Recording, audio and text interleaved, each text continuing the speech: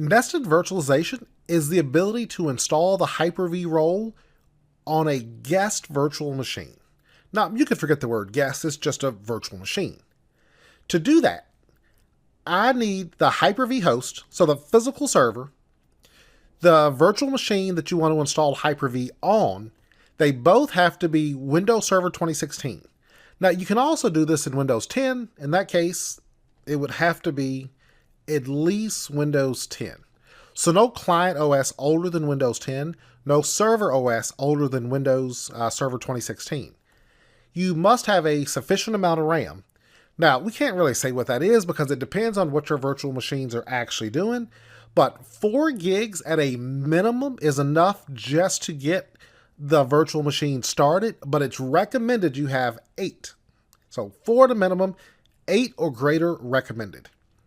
Now, the way this process works, I have my physical host, so that can run 2016 or 2019. So I'm going to say 2019, or again, like Windows 10 for the client OS.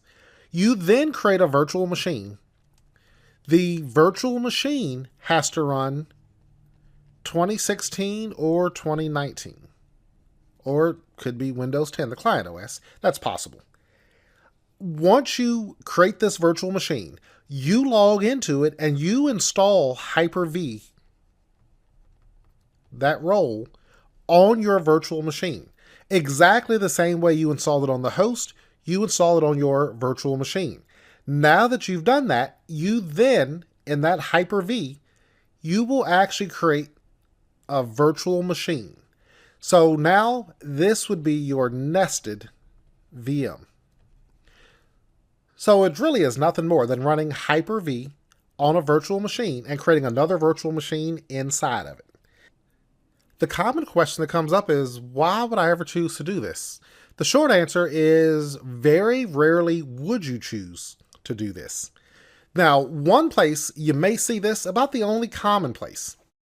If I am a large provider of services, I may have a host with, terabytes of RAM. So I have a large host, we'll call it.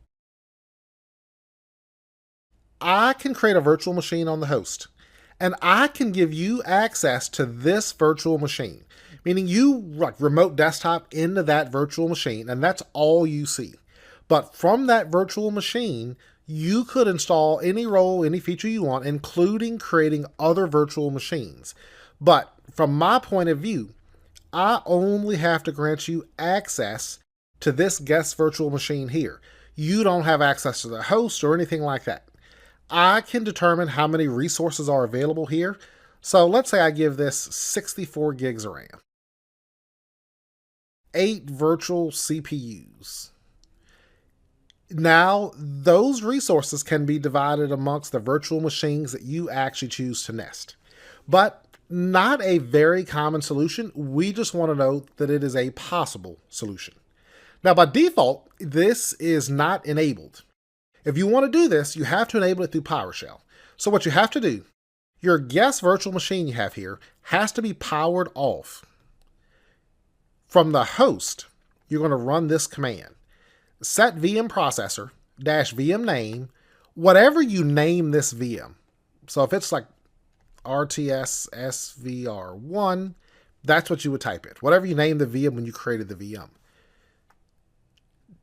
-expose virtualization extensions $true.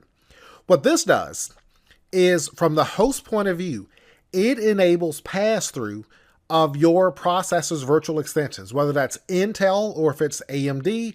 It enables those virtual extensions to be exposed to this guest virtual machine. That allows you to install Hyper-V.